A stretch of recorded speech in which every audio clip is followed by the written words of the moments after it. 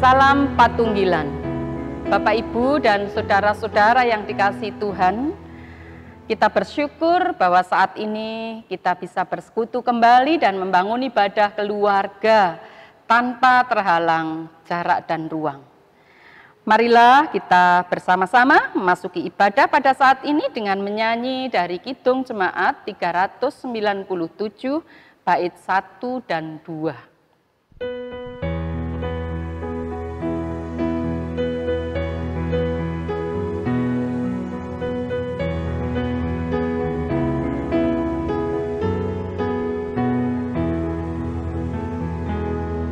Terpuji Engkau, Allah Maha Besar, karena Yesus telah bangkit dan hidup kekal. Haleluya, puji Tuhan, haleluya, amin. Jiwa kami Kau jadikan segar abadi.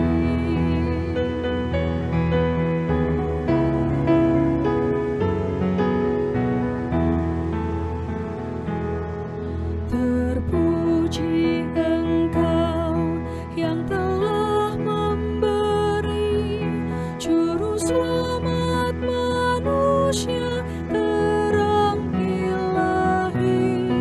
Haleluya, puji Tuhan, haleluya, amin.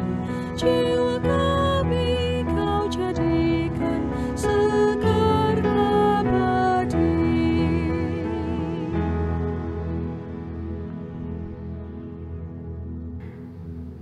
Kita saat ini bersama-sama mengakui bahwa ibadah keluarga yang kita lakukan ini terjadi hanya karena pertolongan dan kehendak Allah kita. Allah sumber kehidupan yang senantiasa memelihara umatnya dan ciptaannya dengan kasih setia. Terimalah salam kasih dan damai sejahtera yang dari Allah Bapa kita di dalam Tuhan Yesus Kristus. Kiranya ada pada saudara sekalian. Amin. Kita bersama-sama memuji Tuhan kembali dari Kidung Jemaat 211 bait 1 dan 3.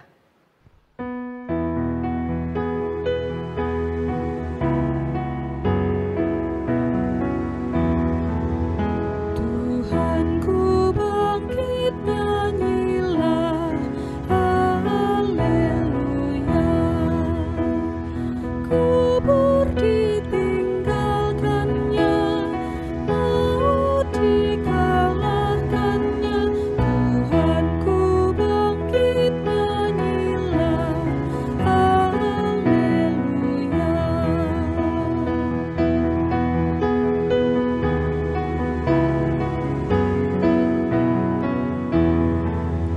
Tuhanku bangkit, nyanyilah, haleluya. Sang malaikat mulia membukakan kuburnya. Tuhanku bangkit, nyanyilah, haleluya.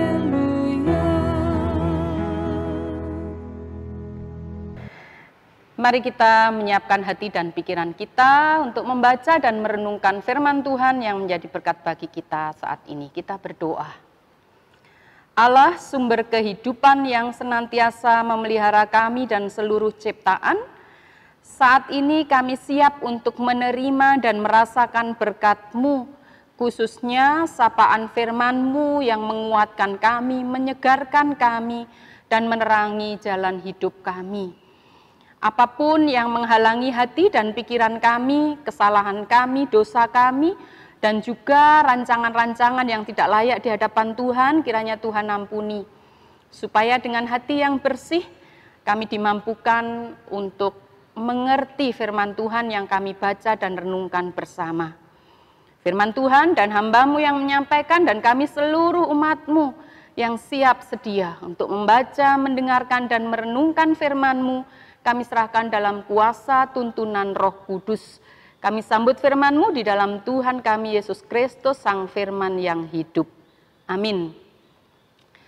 Bacaan kita atau firman yang kita renungkan pada hari ini diambil dari kitab Perjanjian Lama Daniel 9 ayat 1 sampai 19 tentang doa Daniel. Demikian, pada tahun pertama pemerintahan Darius anak Ahasveros dari keturunan orang Media yang telah menjadi raja atas kerajaan orang Kasdim, pada tahun pertama kerajaannya itu, aku, Daniel, memperhatikan dalam kumpulan kitab jumlah tahun yang menurut firman Tuhan kepada Nabi Yeremia akan berlaku atas timbunan puing Yerusalem, yakni 70 tahun. Lalu aku mengarahkan mukaku kepada Tuhan Allah untuk berdoa dan bermohon, sambil berpuasa dan mengenakan kain kabung serta abu. Maka aku memohon kepada Tuhan Allahku dan mengaku dosaku demikian. Ah Tuhan, Allah yang maha besar dan dahsyat, yang memegang perjanjian dan kasih setia terhadap mereka yang mengasihi Engkau, serta berpegang pada perintah-Mu. Kami telah berbuat dosa dan salah. Kami telah berlaku fasik dan telah memberontak. Kami telah menyimpang dari perintah dan peraturan-Mu. Dan kami tidak taat kepada hamba-hamba-Mu, para nabi yang telah berbicara atas nama-Mu kepada raja-raja kami, kepada pemimpin-pemimpin kami, kepada bapa-bapa kami, dan kepada segenap rakyat negeri. Ya Tuhan, Engkaulah yang benar, tetapi patutlah kami malu seperti pada hari ini. Kami orang-orang Yehuda, penduduk kota Yerusalem dan segenap orang Israel, mereka yang dekat dan mereka yang jauh, di segala negeri kemana Engkau telah membuang mereka oleh karena mereka berlaku murtad terhadap Engkau. Ya Tuhan kami, Raja kami, pemimpin-pemimpin kami dan bapak-bapak kami patutlah malu, sebab kami telah berbuat dosa terhadap Engkau. Pada Tuhan Allah kami ada kesayangan dan keampunan, walaupun kami telah memberontak terhadap Dia dan tidak mendengarkan suara Tuhan Allah kami yang menyuruh kami hidup menurut hukum yang telah diberikannya kepada kami dengan perantaraan para nabi hamba-hambanya. Segenap orang Israel telah melanggar hukum-Mu dan menyimpang karena tidak mendengarkan suara-Mu. Sebab itu telah dicurahkan ke atas kami kutuk dan sumpah yang tertulis dalam kitab Taurat Musa, hamba Allah itu, sebab kami telah berbuat dosa terhadap Dia. Dan telah ditetapkannya firman-Nya yang diucapkannya terhadap kami dan terhadap orang-orang yang telah memerintah kami, yakni bahwa akan didatangkannya kepada kami malapetaka yang besar yang belum pernah terjadi di bawah semesta langit seperti di Yerusalem. Seperti yang tertulis di dalam kitab Taurat Musa, segala malapetaka ini telah menimpa kami dan kami tidak memohon belas kasihan Tuhan Allah kami dengan berbalik dari segala kesalahan kami dan memperhatikan kebenaran yang daripada-Mu. Sebab itu Tuhan bersiap dengan malapetaka itu dan mendatangkannya kepada kami. Karena Tuhan Allah kami adalah adil dalam segala perbuatan yang dilakukannya. Tetapi kami tidak mendengarkan suaranya. Oleh sebab itu ya Tuhan Allah kami yang telah membawa umat-Mu keluar dari tanah Mesir dengan tangan yang kuat dan memasyurkan nama-Mu. Seperti pada hari ini, kami telah berbuat dosa, kami telah berlaku fasik. Ya Tuhan, sesuai dengan belas kasihan-Mu, biarlah kiranya murka amarah-Mu berlalu dari Yerusalem, kota-Mu, gunung-Mu yang kudus. Sebab oleh karena dosa kami dan oleh karena kesalahan nenek moyang kami, maka Yerusalem dan umat-Mu telah menjadi celah bagi semua orang yang di sekeliling kami. Oleh sebab itu, dengarkanlah ya Allah kami, doa hamba-Mu ini dan permohonannya, dan sinarilah tempat kudus-Mu yang telah musnah ini dengan wajah-Mu demi Tuhan sendiri. Ya Allahku, arahkanlah telinga-Mu dan dengarlah, bukalah mata-Mu dan lihatlah kebinasaan kami dan kota yang disebut dengan nama-Mu. Sebab kami menyampaikan doa permohonan kami ke hadapan-Mu bukan berdasar jasa-jasa kami, tetapi berdasarkan kasih sayang-Mu yang berlimpah-limpah. Ya Tuhan, dengarlah. Ya Tuhan, ampunilah. Ya Tuhan, perhatikanlah dan bertindaklah dengan tidak bertangguh.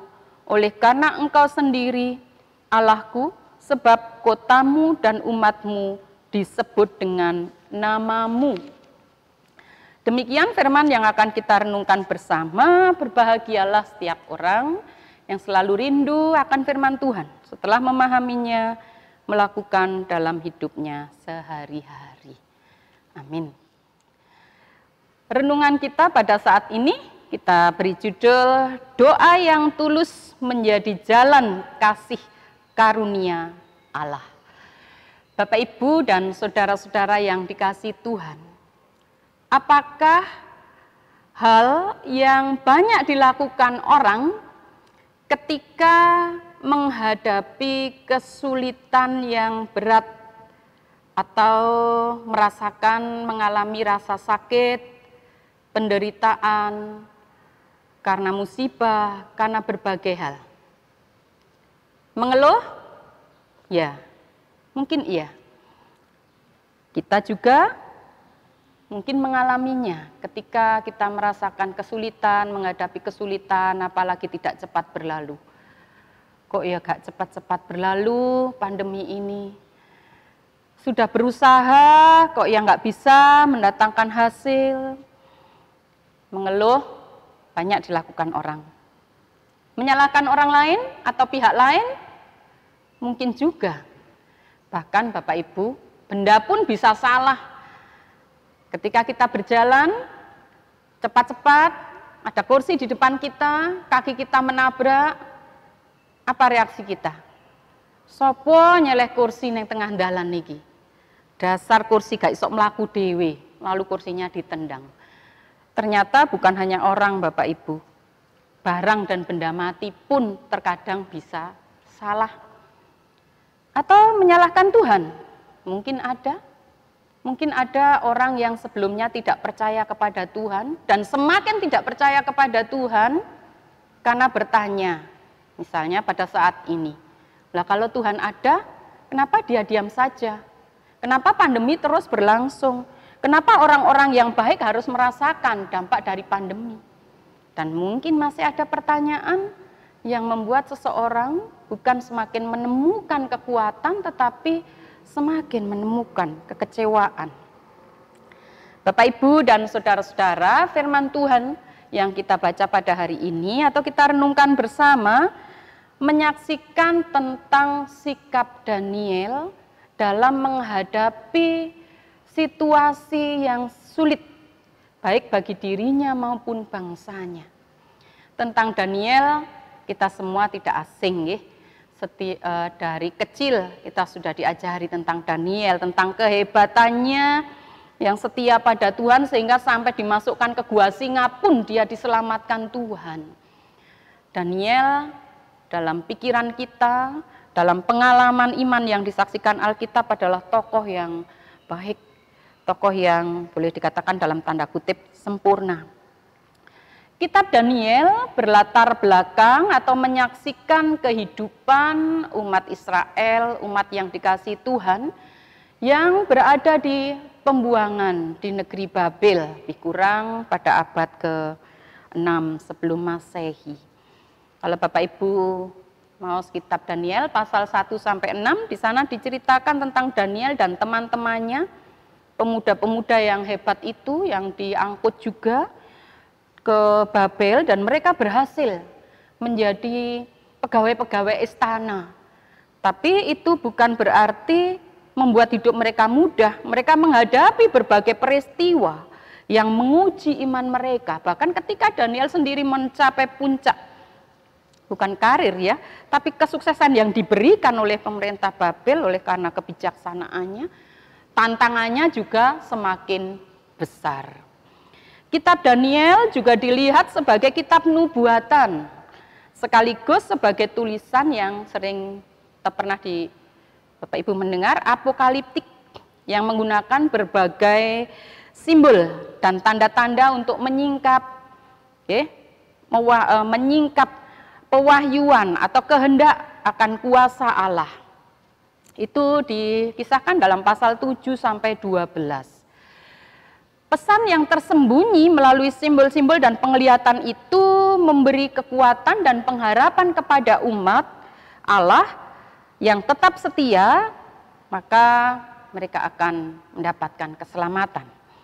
Bapak Ibu, kita mengarahkan diri kepada bacaan kita yang diberi judul Doa Daniel. Doa ini kalau tadi kita baca berisi tentang pengakuan dosa. Dengan sangat gamblang, dengan sangat rinci, Daniel mengungkapkan pengakuannya di hadapan Allah bahwa dirinya dan bangsanya berdosa kepada Allah. Doa ini dilatar belakangi suatu berita di mana ketika Daniel melihat sebuah nubuatan dalam kitab Yeremia, ternyata apa yang harus dialami oleh umat Israel itu, ternyata kehancuran Yerusalem yang dirindukan untuk segera dipulihkan itu akan berjalan sampai 70 tahun. Bukan berjalan dengan cepat, mereka mau cepat pulih, mereka mau cepat kembali. Dan ada ahli atau tafsir yang mengatakan juga bahwa 70 tahun bisa juga bermakna seumur hidup. Artinya, Bapak Ibu ketika membaca ini, Daniel tahu bahwa yang dialami oleh bangsa Israel kesulitan itu masih panjang. Mereka masih harus menerima hukuman dosa itu. Dalam doanya, Daniel menyadari dan mengakui bahwa kenyataan bahwa umat Israel berada di Babel itu adalah kesalahannya. Dan itu sudah dinubuatkan sejak dalam Taurat Musa. Dan itu dipenuhi karena kedegilan hati umat yang sudah diingatkan oleh nabi-nabi Tuhan tetapi tidak mendengarkan. Karena ketidaksetiaan umat sehingga Tuhan menghukum. Sayangnya umat Tuhan tidak menyadari itu. Tapi Daniel menyadari itu. Bahwa memang yang diterima itu adalah hukuman Tuhan. Dan seharusnya malu oleh karena mereka tidak menyadari itu. Dan Bapak Ibu Saudara-saudara, atas nubuatan bahwa penderitaan di pembuangan itu masih akan berlangsung panjang, Daniel tidak protes kepada Tuhan. Tuhan, kan tidak semua orang Israel ini degil hatinya, kenapa tidak diperhatikan yang lain? Daniel juga tidak terjebak dalam keputusasaan dan kekecewaan terhadap sikap para tua-tua Israel, bangsa Israel yang tidak mau bertobat, yang tidak mau menyadari kesalahannya, yang tidak mau merendahkan diri di hadapan Tuhan, yang tidak mau mengubah perilakunya. Sebaliknya, ia sendiri bersujud di hadapan Tuhan. Daniel bersujud, berdoa kepada Allah, memohon pengampunan untuk dirinya, memohon pengampunan untuk bangsanya, dan dengan rendah hati memohon pemulihan kepada Tuhan. Bapak, Ibu, dan saudara-saudara, sikap Daniel ini kalau dalam Alkitab mengingatkan kita kepada sikap Ayub yang mengalami musibah. Mula-mula Ayub tidak mau merendahkan diri di hadapan Tuhan, walaupun teman-temannya mengatakan kamu minta pertobatan, kamu minta pertobatan. Tidak, aku tidak bersalah. Tapi pada akhirnya ketika Ayub menyadari manusia bagaimanapun di hadapan Allah selayaknya merendahkan diri, memohon pemulihan. Dan ternyata ketika ia merendahkan diri, ia dipulihkan. Juga mengingatkan kita pada sikap Daud, Bapak Ibu, yang ditegur Nabi Nathan karena ia telah melakukan kesalahan dan dosa yang fatal. Ia mengambil Batseba dan juga membunuh Uria dengan cara yang curang. Tapi ketika ia ditegur, ia menyadari, ia benar-benar menyesal Ia mengakui dosanya, minta dipulihkan, dan ternyata Tuhan memulihkan. Merendahkan diri di hadapan Tuhan, mengakui kesalahan-kesalahan secara terbuka, dan meletakkan pengharapan adalah awal dari pemulihan, awal dari masa depan baru yang diberikan Tuhan. Bapak, Ibu, dan saudara-saudara yang dikasihi Tuhan, saat-saat ini kita masih hidup bersama dengan pandemi atau di dalam pandemi. Kita masih sangat merasakan dampak yang cukup kuat dari pandemi COVID-19. Saat-saat ini masih ada warga jemaat dan banyak orang yang terkonfirmasi sedang berjuang untuk sembuh. Ada keluarga-keluarga yang berjuang untuk memulihkan hatinya karena sedih, karena kehilangan anggota keluarga yang terkena atau terpapar COVID-19 hingga membawa kepada kematian. Ada yang kehilangan usaha yang sebenarnya sudah dibilang sukses, dikatakan sukses. Ada yang mengalami, Bapak Ibu membaca mungkin di YouTube atau di media sosial, namanya burnout. Itu suatu kelelahan mental yang total, yang membuat seseorang itu mengalami kelesuan karena tuntutan kehidupan, tuntutan sesuatu yang harus dilakukan dengan tenaga dan kemampuan seseorang itu ternyata dengan situasi ini cukup melelahkan dan tidak mampu.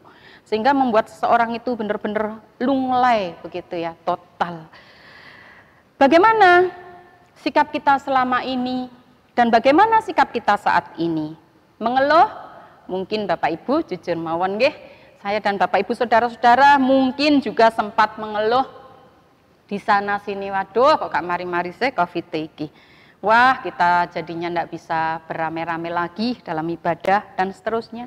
Menyalahkan pihak lain, kita sadari atau tidak, mungkin juga, dan banyak orang mencurigai teori konspirasi, menyalahkan pemerintah, kok gak ngene, kok gak ngono, kudune ngene, kudune ngono.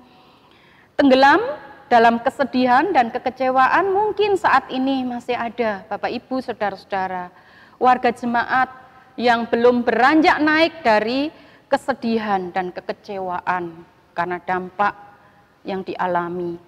Dan terus bertanya kepada Tuhan, Tuhan kapan pandemi ini akan selesai? Mengapa Engkau diam? Bacaan dan firman Tuhan pada saat ini mengingatkan kita betapa pentingnya Bapak Ibu dalam menghadapi situasi yang sulit, yang berat ini. Yang pertama, betapa pentingnya membangun hubungan pribadi dengan Tuhan. Lihatlah Daniel. Secara pribadi dia datang bersujud kepada Tuhan.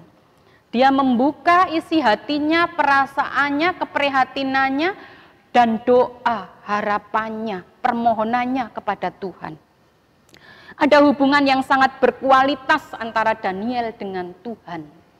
Bapak Ibu kalau berdoa mungkin setiap minggu, setiap Kamis, atau setiap ibadah bersama kita juga berdoa. Tapi bagaimana dengan hubungan yang sangat pribadi dan sangat berkualitas kita pribadi dengan Tuhan? Hubungan yang sangat pribadi dengan Tuhan akan memberikan kekuatan karena Tuhan itu sumber daripada kekuatan. Yang kedua, dengan rendah hati mengakui kesalahan dan dosa serta memohon pemulihan. Bu, kita nggak ikut menyebabkan timbulnya pandemi ini. Ya, tapi bagaimana? Mungkin kita meskipun tidak merasa bertanggung jawab atas munculnya virus, tapi bagaimana dengan kita yang terkadang tidak peka atas pesan Tuhan melalui peristiwa masa pandemi yang masih diizinkan oleh Tuhan terjadi? Apakah kita telah dengan peka mencari, mendapatkan pesan Tuhan yang baik untuk hidup kita? Bagaimana dengan kita tidak memanfaatkan atau tidak memaksimalkan potensi-potensi positif di tengah-tengah masa pandemi? Dan bagaimana kita yang kurang menyaksikan dengan maksimal panggilan Tuhan? Berbagi, menguatkan, menghiburkan saudara-saudara kita yang lebih menderita? Bapak, Ibu, dan saudara-saudara, sebenarnya ada banyak alasan untuk mendorong kita juga dengan rendah hati datang dan memohon pengampunan Tuhan. Dan yang ketiga, kita memohon kepada Tuhan akan masa depan yang baru seperti Daniel. Pada ayat 17, sinarilah tempat kudusmu yang telah musnah ini dengan wajahmu. Daniel meletakkan kekuatan dan pengharapan pada Allah yang empunya kuasa dan memohon dengan sangat agar kehidupan umatnya dipulihkan. Bapak, Ibu, dan saudara-saudara dimanapun juga berada, jawaban atau buah doa tidak terletak pada kesempurnaan diri kita, melainkan pada kasih setia Allah sendiri seperti diakui Daniel. Namun Bapak Ibu, ketulusan hati kita di hadapan Allah dan keyakinan kita yang total akan kuasa Allah, itu akan menjadi jalan bagi terwujudnya karya dan kasih Allah yang memperbaiki diri kita dan kehidupan ini. Sekali lagi, sebagai penutup, buah dan jawaban dari doa tidak terletak pada kesempurnaan diri kita, melainkan pada kasih setia Allah sendiri. Namun, ketulusan hati di hadapan Allah dan keyakinan yang total akan kuasa Allah akan menjadi jalan bagi terwujudnya karya dan kasih Allah yang memperbaiki dan memperbarui diri kita dan dunia ini. Amin. Kita mengambil saat teduh.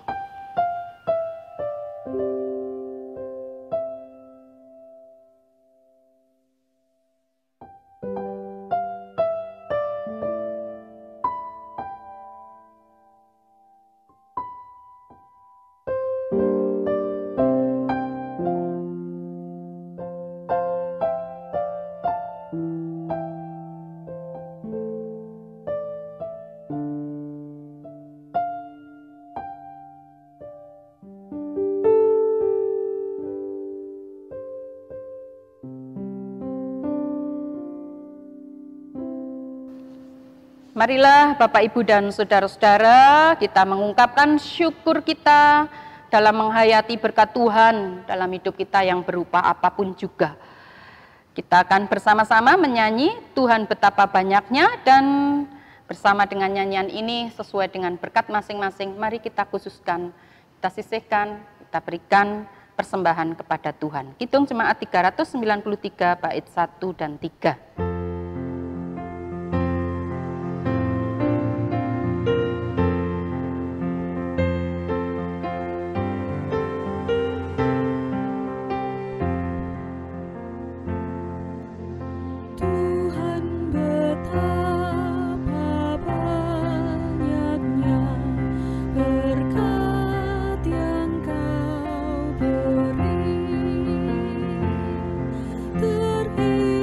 Teristimewa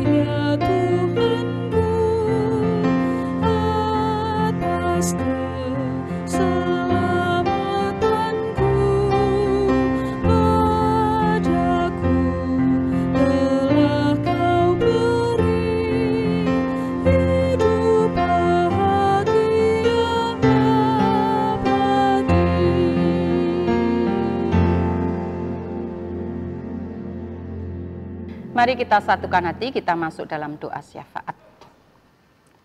Allah yang penuh kasih, yang senantiasa menyatakan kasih setia dan pemeliharaan kepada kami naikkan syukur kepadamu baik melalui pujian dan ucapan bibir kami, tetapi saat ini juga kami sertai dengan menyerahkan persembahan yang berasal dari berkat-berkat yang Kau berikan dalam kehidupan kami sehari-hari.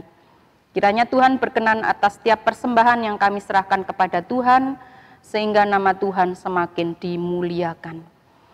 Ya Tuhan, sesuai dengan firman-Mu, kuatkanlah kami, umat-Mu, dimanapun juga berada, agar dalam menghadapi berbagai kesulitan dan di dalam menghadapi berbagai situasi dan kondisi yang tidak kami inginkan, kami senantiasa datang merendahkan diri di hadapan Tuhan, sehingga dengan hikmat Tuhan, kami dapat mengatasi setiap persoalan hidup, bahkan hidup kami bisa menjadi berkat bagi orang lain. Kami berdoa untuk kehidupan gereja Tuhan, Gereja Kristen Jawi Wetan pada khususnya.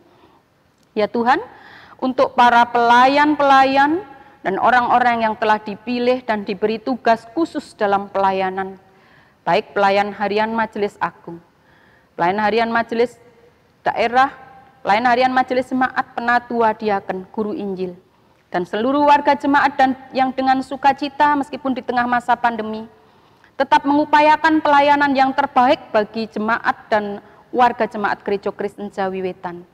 Kiranya Tuhan selalu memberkati, menjagai dengan kesehatan, dan juga memberkati agar segala bentuk pelayanan yang dikembangkan Gereja Kristen Jawi Wetan di masa pandemi ini boleh menjadi berkat kekuatan bagi seluruh warga, bahkan bagi orang-orang lain juga. Kami berdoa ya Tuhan untuk pemerintah dan juga untuk semua orang yang bahu-membahu berupaya mengatasi pandemi melalui kebijakan, melalui tindakan-tindakan yang dilaksanakan oleh petugas khusus, para medis, tugas keamanan, dan juga para relawan. Kiranya Tuhan berkenan memberkati sehingga menjadi jalan dan sarana bagi keadaan yang lebih baik. Ya Tuhan, pada saat ini kami juga secara khusus mengingat saudara-saudara kami yang bukan hanya menderita karena dampak COVID, tetapi juga karena musibah khususnya di daerah NTT dengan banjir dan segala dampaknya. Berkati dan kuatkan mereka ya Tuhan, dan juga berkati orang-orang yang secara langsung terjun di lapangan di dalam membantu, menolong, memulihkan keadaan mereka. Tuhan, kami juga menyerahkan diri kami, hidup kami, kiranya Tuhan berkenan memakai kami, baik secara pribadi, maupun sebagai jemaat dan juga gerejamu, meskipun kami sendiri harus berjuang menghadapi tantangan-tantangan, tapi karena iman dan pemeliharaan kuasa Tuhan, kami juga boleh menjadi berkat dimanapun juga kami berada. Inilah doa kami pada saat ini ya Tuhan, yang kami serahkan bersama dengan ungkapan syukur dan juga kehidupan kami untuk selanjutnya. Kami percayakan kepada pimpinan dan kuasa-Mu yang selalu merancangkan hal yang baik bagi kami. Bersama-sama kami menghayati doa yang sudah Tuhan Yesus ajarkan kepada kami. Bapa kami yang di surga, dikuduskanlah nama-Mu, datanglah kerajaan-Mu, jadilah kehendak-Mu di bumi seperti di surga. Berikanlah kami pada hari ini makanan kami yang secukupnya. Dan ampunilah kami seperti kami juga mengampuni orang yang bersalah kepada kami. Dan janganlah membawa kami ke dalam pencobaan, tetapi lepaskanlah kami daripada yang jahat. Karena Engkaulah yang mempunyai kerajaan dan kuasa dan kemuliaan sampai selama-lamanya. Amin. Bapak, Ibu, dan saudara-saudara, sesaat lagi kita akan mengakhiri ibadah ini dengan kekuatan yang baru. Kita hadapi dan kita jalani kehidupan kita bersama Kristus, Bahkan kita bangkit untuk Tuhan kita Yesus Kristus. Mari kita menyanyi bersama dari Kidung Jemaat 340 bait 1.